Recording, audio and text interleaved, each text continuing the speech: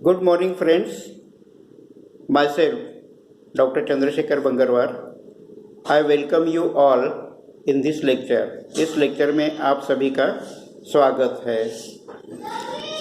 इसके पहले हमने जाना कि शारीरिक क्रिया प्रैक्टिकल में हमें कौन कौन से प्रैक्टिकल्स करने हैं। ये सब प्रैक्टिकल करने के लिए हमें ज़रूरत होती है ब्लड की। हम किसी न किसी का ब्लड लें तो वो ब्लड को हम इन्वेस्टिगेट कर सकते हैं। आज के लेक्चर में हम जानेंगे कि ब्लड कलेक्शन मेथड्स और उसके लिए यूज़ किए जाने वाले अलग अलग प्रकार के बल्ब्स, उसी के साथ एक इंस्ट्रूमेंट के बारे में हमें जानना है, उसका नाम है स्कालपेल सेट। तो ये दो तीन चीज़ों के बारे में आज के लेक्चर में हम कुछ जानकारी लेते हैं। ब्लड इन्वेस्टिगेशन प्रैक्टिकल जो हमें करने हैं उसमें एक प्रैक्टिकल है CBC यानी कंप्लीट ब्लड काउंट। उसी को कुछ साल पहले हीमोग्राम टेस्ट कहते थे, अभी उसका नाम ज़्यादा करके कंप्लीट ब्लड काउंट के नाम से जाता है। कंप्लीट ब्लड काउंट में जो प्रैक्टिकल्स होते हैं उसमें है haemoglobin count, RBC count, WBC count, platelet count, red cell indices, erythrocyte sedimentation rate, differential leucocyte count. इन सब चीज़ों के लिए हमें ब्लड चाहिए। तो ब्लड कैसे करें? Withdraw of the blood withdrawal and blood collection, ये दो अलग अलग प्रकार के प्रोसीजर्स होते हैं। इस प्रोसीजर के बारे में हम जान लें। तो blood collection and blood withdrawal, पहले होता है ब्लड विड्रॉल। आपको खून लेना है, ब्लड लेना है। तो हमारी बॉडी में जो ब्लड वेसल्स होते हैं उसमें से आप ब्लड ले सकते हो, जिसको आप CBC कर सकते हो। ब्लड दो प्रकार से विड्रॉ किया जाता है। There are 2 methods of the blood withdrawal. एक है स्किन पंक्चर और दूसरा है वेनी पंक्चर। कभी कभी स्किन के ऊपर पंक्चर करके भी आप ब्लड ले सकते हो। कभी कभी ये क्यूबिटल फोसा पर आप वेन पंक्चर आपको करनी पड़ती है। तो ये जो दो मेथड्स हैं, दो मेथड को अलग अलग कारण की वजह से अलग अलग जगह आपको यूज़ करना है कि आपको ब्लड कितना चाहिए, आप इन्वेस्टिगेशन कब करने वाले हो, उसके आधार पर या तो स्किन पंक्चर करना है या वेन पंक्चर आपको करना है। इसमें से पहला मेथड देखते हैं, स्किन पंक्चर मेथड। उस स्किन पंक्चर मेथड में आप जब ब्लड लेते हो तो उस ब्लड को आपको इमीडिएटली यूज़ करना है, क्योंकि उसमें कोई एंटीकोगुलेंट आप यूज़ नहीं कर रहे हो। अगर आपको इमीडिएटली इन्वेस्टिगेशन करना है तो skin puncture method can be adopted. Skin puncture method का यूज़ किया जा सकता है। लेकिन अभी आप ब्लड ले रहे हो, फिर बाद में आधे एक घंटे के बाद, 1.5 घंटे के बाद आप इन्वेस्टिगेशन करने वाले हो। ऐसे समय में आपको वेनस पंक्चर मेथड का यूज़ करना चाहिए। उसी मेथड से आप कर सकते हो। और एक फ़र्क ये दोनों मेथड में है, स्किन पंक्चर आप जब ही कर सकते हो जब आप इमीडिएटली ब्लड इन्वेस्टिगेट कर रहे हो, और जब देर से आप इन्वेस्टिगेट करेंगे, यानी कि आपको अगर क्वांटिटी ऑफ ब्लड ज़्यादा चाहिए तो आपको वेन पंक्चर करना पड़ेगा। अगर क्वांटिटी कम चाहिए, 1-2 ड्रॉप ब्लड सफिशिएंट है, ऐसे समय में आपको स्किन पंक्चर करना है। लेकिन ब्लड आपको ज़्यादा चाहिए, 1 ml, 2 ml, 4 ml, 5 ml, इतना ब्लड आपको चाहिए, तो उस वक्त आप स्किन पंक्चर नहीं कर सकते, उससे इतना ब्लड आपको नहीं मिलेगा, इसलिए आपको वेन पंक्चर करना पड़ेगा। याद रखिए, कुछ ड्रॉप्स, 1, 2, 3, 4 ड्रॉप ब्लड अगर आपको चाहिए तो स्किन पंक्चर, 4-5 ml चाहिए तो वेनस पंक्चर। ये दो मेथड का यूज़ आप कर सकते हो। उसमें आज पहला देखते हैं कि स्किन पंक्चर मेथड। उसी को कैपिलरी कलेक्शन ऑफ ब्लड ऐसा भी बोलते हैं, method of capillary collection of the blood. इस वक्त जब आप ब्लड लेते हो तो आपको ब्लड बहुत कम क्वांटिटी में मिलेगा, कुछ ड्रॉप्स आपको मिलेंगे। फिर इसके आधार पर आपका हीमोग्लोबिन काउंट हो सकता है, आरबीसी काउंट हो सकता है, डब्ल्यूबीसी काउंट हो सकता है। उसके बाद में ब्लड ग्रुपिंग हो सकता है।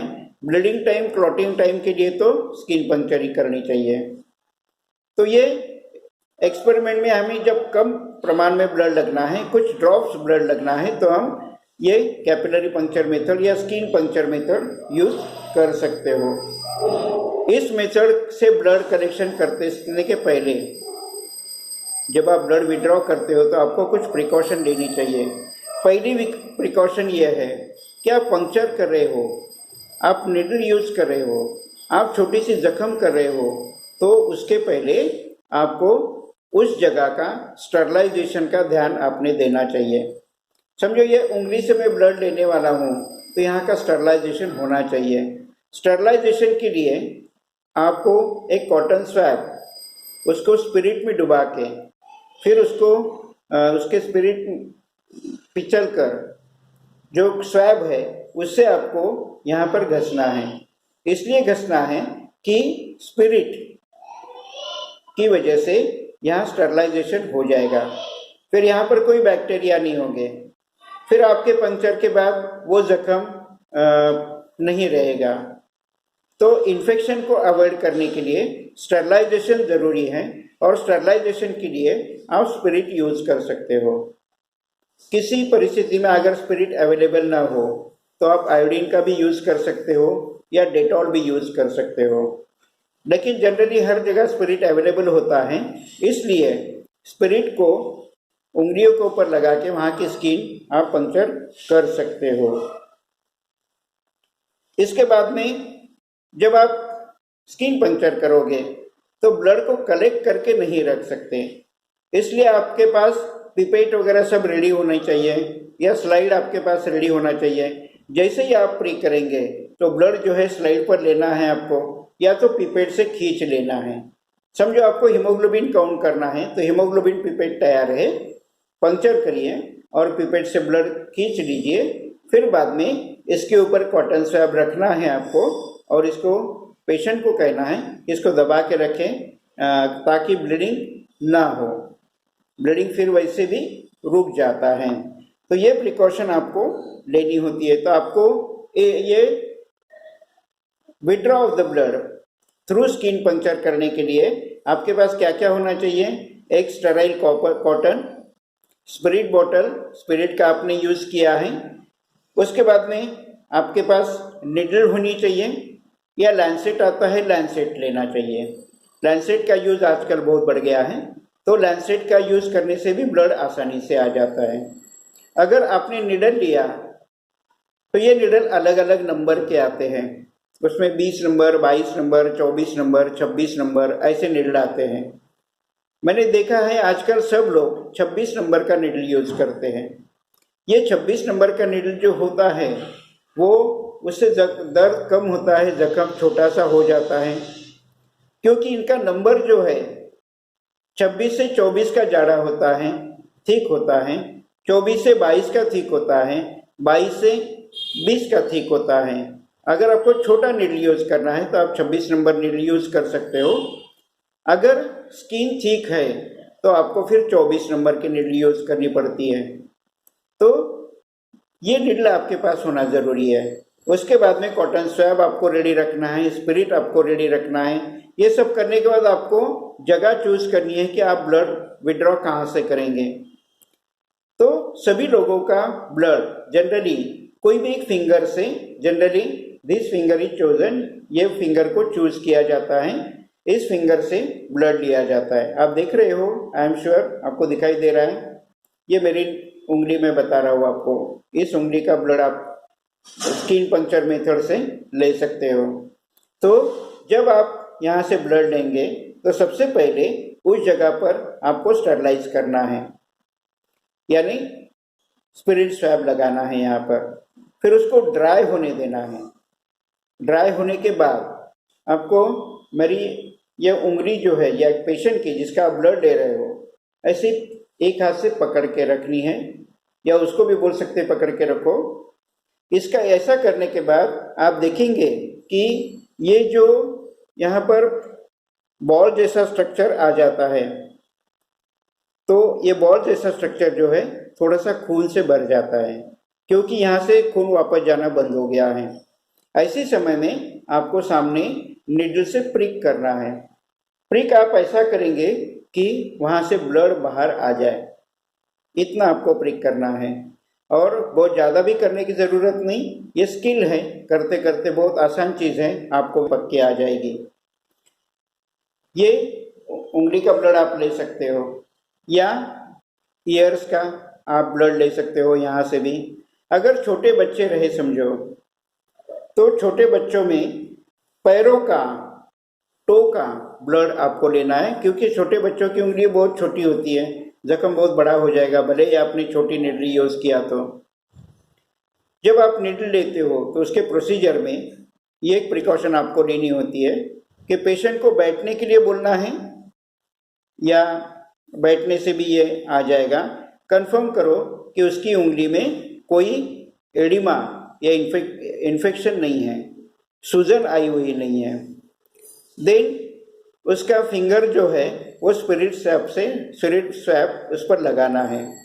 फिर उसके बाद ये फिंगर मसाज करके पकड़ के रखना है, फिर वहाँ से ब्लड सर्कुलेशन इंक्रीज हो जाएगा। उसके बाद में जो आपने स्पिरिट लगाया है उसको ड्राई होने देना है आपको। फिर उसके बाद में आपको नीडल हाथ में लेनी है, तो और वो नीडल से आपको प्रिक करना है। प्रिक करते वक्त जो फिंगर बॉल है उसी के ऊपर आपको प्रिक करना है जहाँ पर आपने स्पिरिट लगाई है। जैसे ही ब्लड बाहर आ जाए, या तो आपको स्लाइड पर लेना है वो, अगर स्लाइड का कोई डिफरेंशियल ल्यूकोसाइट काउंट वगैरह प्रैक्टिकल कर रहे हो तो, या तो फिर आरबीसी काउंट कर रहे हो तो आरबीसी पिपेट में इमीडिएटली आप ये ब्लड को लेना है।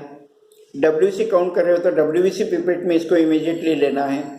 हीमोग्लोबिन काउंट कर रहे हो तो हीमोग्लोबिन पिपेट में इसको आपको इमीडिएटली लेना है। ये सब ब्लड लेंगे आप, तो फिर इसके ऊपर कॉटन रखना है आपको, और ऐसे उसको अगर दबा के रखें तो ब्लीडिंग आगे नहीं होगी। फिर आप अपने काम के ऊपर ध्यान दीजिए कि जो अपने प्रैक्टिकल के लिए या जो इन्वेस्टिगेशन के लिए आपने उनका ब्लड लिया है उस इन्वेस्टिगेशन के पीछे लग जाइए। इमीडिएटली आपको हीमोग्लोबिन काउंट करनी है, इमीडिएटली आपको आरबीसी काउंट करनी है, इस तरह से। तो ये एक मेथड हो गया है स्किन पंक्चर मेथड।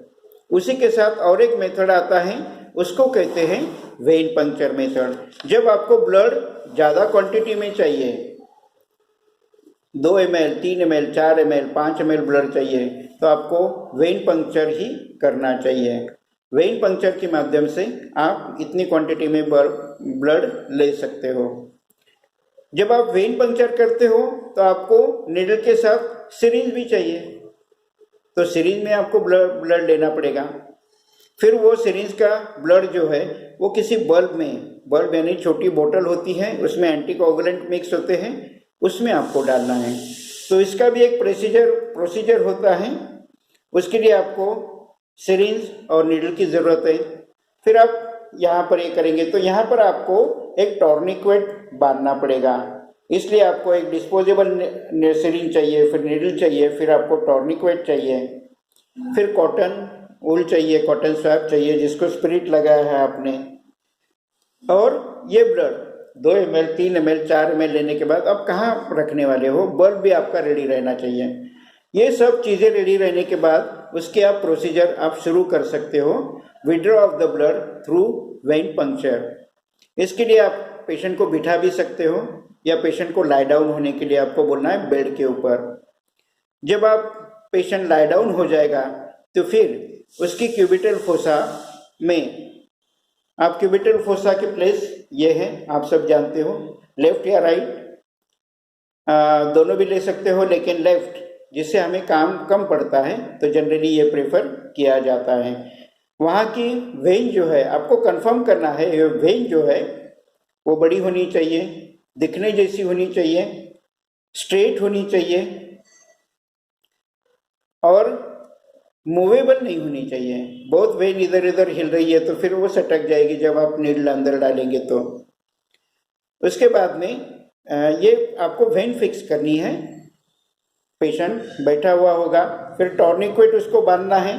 टॉर्निक्वेट बांधने के बाद पेशेंट को मुट्ठी बांधने के लिए बोलना है। ये मुट्ठी इस तरह से बांधी जाती है, इस तरह से नहीं, इस तरह से मुट्ठी बांधनी होती है। फिर उसमें स्ट्रेट करना है। फिर उसको बोलना है 1-2 बार तुम अपने नज़दीक लो, फ्लेक्शन एक्सटेंशन करो 1-2 बार।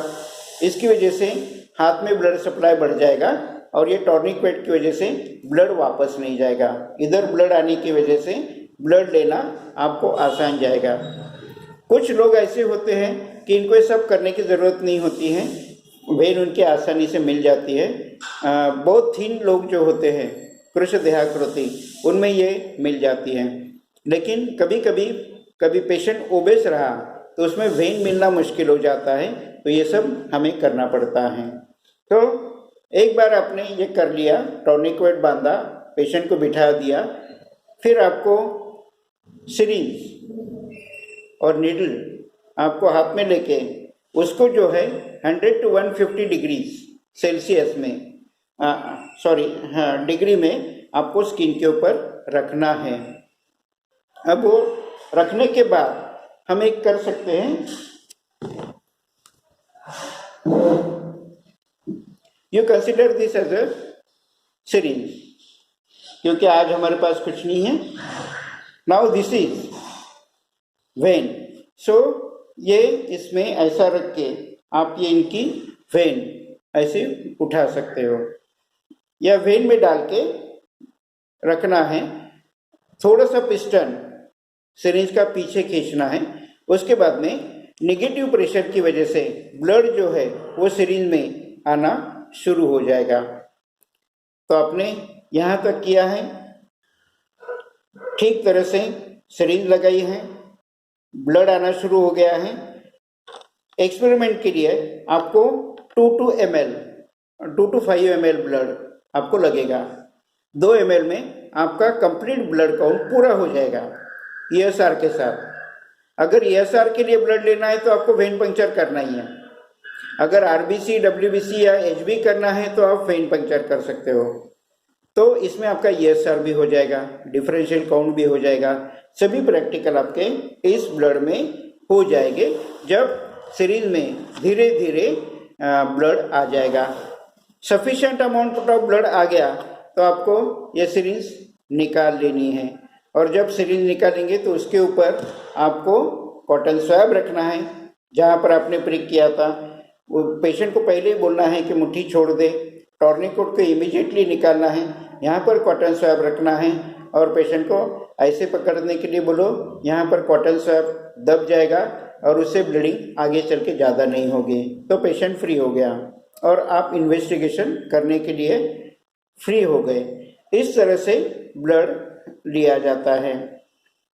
उसके बाद में ये जो ब्लड आपने लिया है वो ब्लड को आपको बल्ब में डालना है। उस ब्लड के बारे में कुछ इन्फॉर्मेशन हम आगे लेते हैं। बल्ब यानी एक प्रकार की छोटी बोतल होती है। अब दूसरे बोतल में और ये बोतल में क्या फ़र्क है? तो इस बोतल में कुछ एंटीकोगुलेंट्स उसके अंदर मिक्स या शीशे के अंदर होते हैं, बोतल के अंदर होते हैं, फिर उसको बल्ब कहते हैं। उस बल्ब के अलग अलग नाम होते हैं। उसके अंदर जो एंटीकोगुलेंट आपने मिक्स किया है वही उसका नाम दिया जाता है। For example oxalate bulb, fluoride bulb, Wintrobe's bulb, ये उनके नाम होते हैं। तुम्हारे भी बजाय सॉरी। तो जब ये बल्ब के बारे में कुछ चीज़ें हम जान लेते हैं।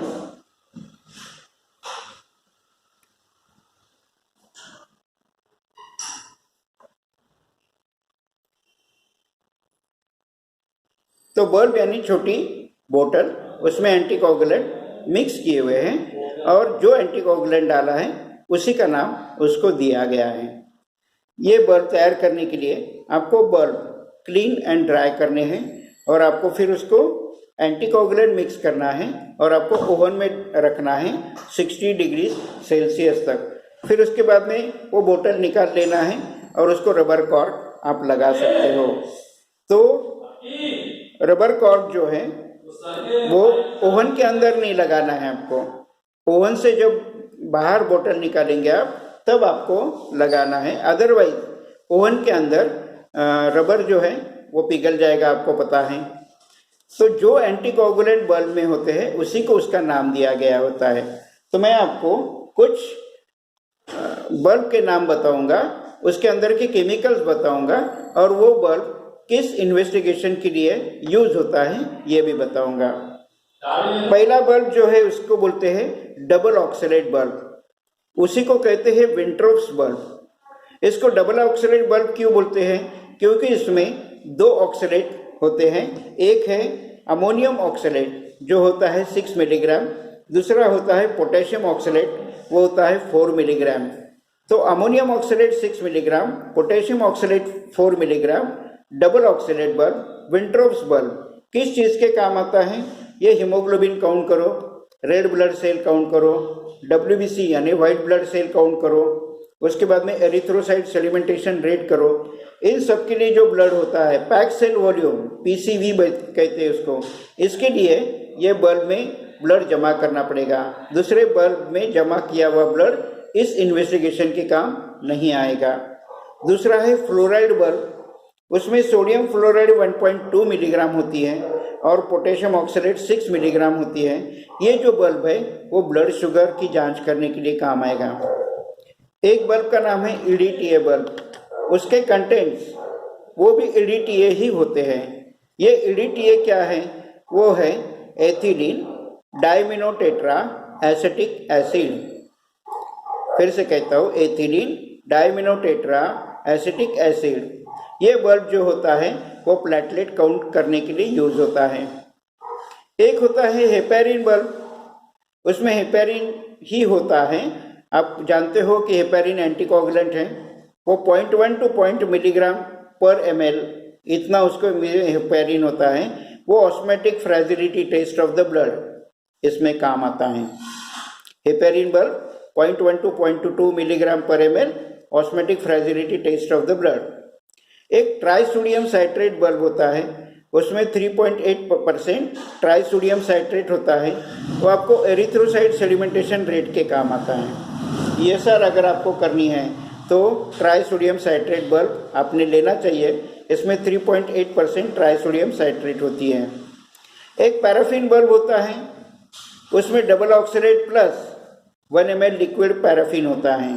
डबल ऑक्सलेट यानी अमोनियम ऑक्सलेट और potassium oxalate plus 1 ml liquid paraffin डाला जाता है और ये बल्ब जो है ब्लड गैसेस एनालिसिस के वक्त इसमें ब्लड जमा करना चाहिए।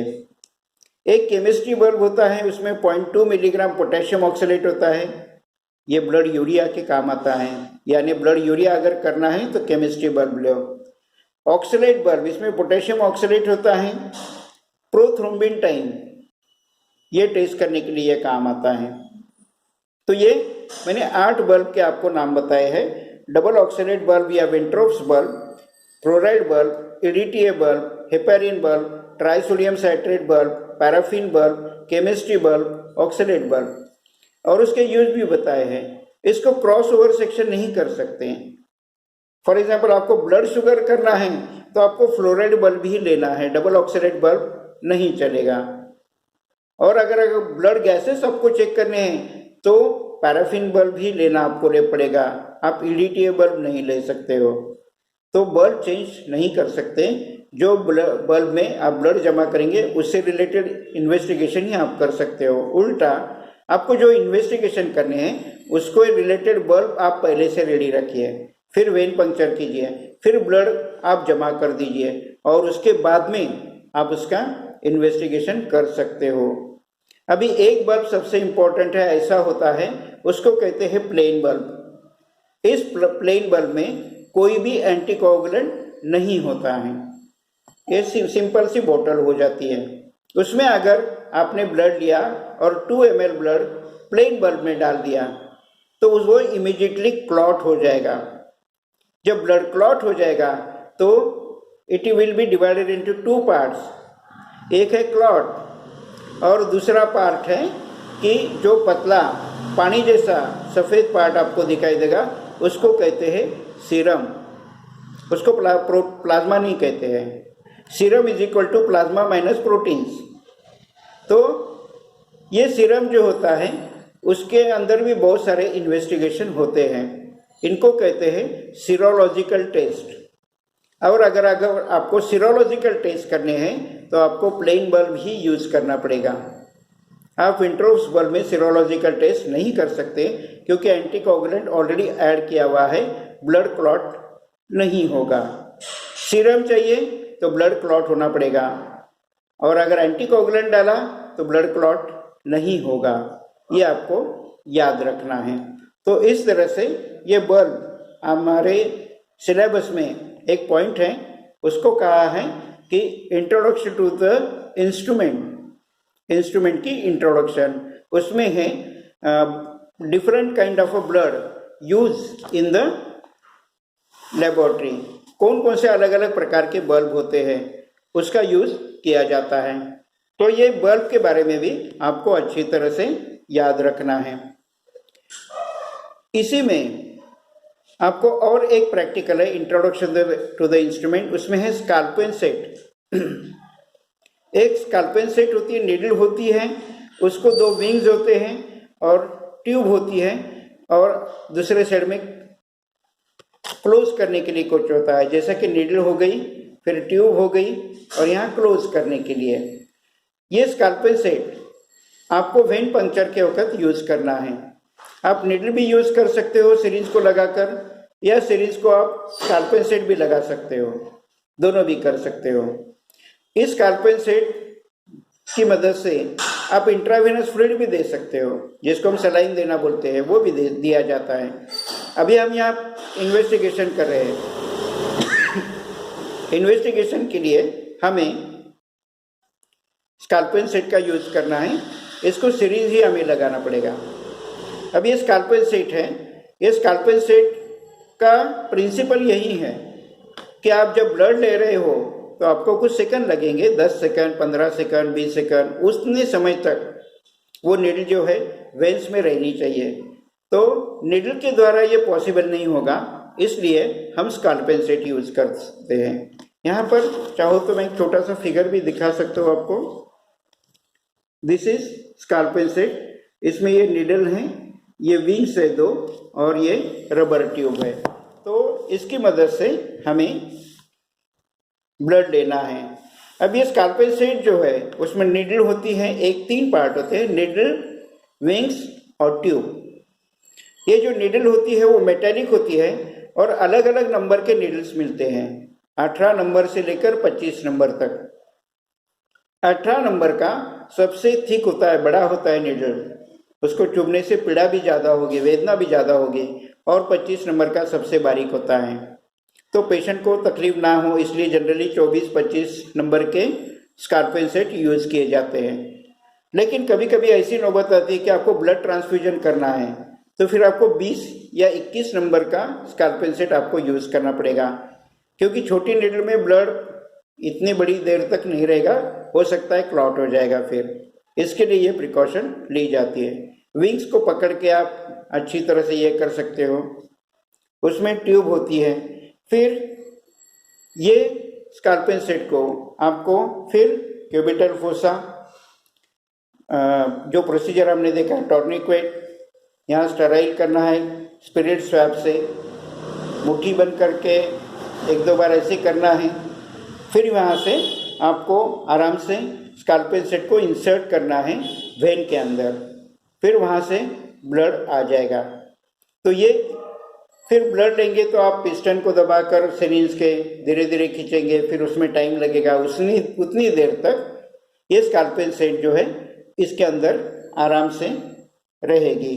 आप उसके लिए क्यूबिटल फोसा यूज़ कर सकते हो, कॉमन साइट है, या डॉर्सम ऑफ द हैंड कर सकते हो, या बॉडी में कुछ और जगह भी हैं, पैरों में भी वेन जो है यूज़ की जा सकती है।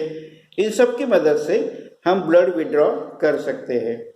इसका एक छोटा डिसएडवांटेज होता है कि अगर हाथ हिल गया जब आप ब्लड ले रहे हो उसी समय में, तो फिर ब्लीडिंग हो जाता है। इसको आप वही प्रिकॉशन आपको लेनी है कि ऐसा नहीं हो रहा हो। जब आप ब्लड लेंगे, स्कार्पियन सेट निकालने से पहले उसके ऊपर कॉटन स्वैब रखना है और फिर कॉटन स्वैब रख के फिर स्कार्पियन सेट निकालनी है, और वो निकालने के बाद हाथ को दबा के रखना है। ब्लड को जो आपको इन्वेस्टिगेशन करना है उस इन्वेस्टिगेशन को आप कर सकते हो। तो फ्रेंड्स, आज के लेक्चर में हमने जाना blood collection methods, blood withdraw and blood collection. Blood withdraw करने के दो मेथड्स हैं, स्किन पंक्चर और वेन पंक्चर। उसके बाद में अलग अलग बल्ब्स कौन कौन से लेबोरेटरी में यूज होते हैं, और तीसरी चीज़ हमने देखी कि स्कार्पियन सेट के बारे में। ये काम हमें हमेशा करने हैं, इसके लिए एक छोटे स्किल की ज़रूरत होती है। आप तुरंत इसमें एक्सपर्ट हो जाएंगे, जितना काम करेंगे उतनी जल्दी एक्सपर्ट हो जाएंगे। ये आपके लाइफ लॉन्ग आपके क्लिनिक में करने वाला काम है। तो ये तीन चीज़ों को अच्छी तरह समझ के याद रखना है। Number 1, withdraw of the blood and collection of the blood. Number 2, the bulbs use for the different investigations. And number 3, scorpion set. I am sure कि ये तीनों चीज़ें आपको अच्छी तरह से समझ में आई होगी। उसके अच्छी तरह से इस वीडियो को बार बार सुनते रहिए आप, और यह आपको समझ में आ जाएगा। जब प्रैक्टिकल करेंगे तो इसका हम यूज़ करेंगे। Have a good day. Thank you very much.